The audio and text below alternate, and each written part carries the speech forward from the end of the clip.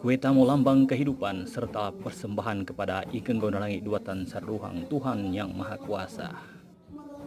Diarak ke atas panggung dengan hiasan hasil bumi. Sedangkan ini adalah bunga melati yang melambangkan para pemimpin yang harus mencelupkan tangannya untuk mendapatkan tatau rending atau doa. Menahu rending banua untuk menenteramkan alam dengan kata-kata sastra. Memohon berkat, rahmat, serta menjauhkan dari segala malapetaka.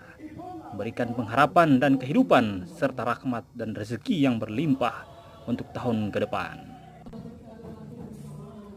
Setelah itu kue tamu diarak untuk dipotong atau menuang tamu, memotok tamu, yaitu meninggalkan segala yang lama atau segala energi-energi negatif yang lama dan kita menyambut energi positif yang baru dalam kehidupan kebersamaan dalam perdamaian suku Sanghyata Laut dan seluruh umat manusia.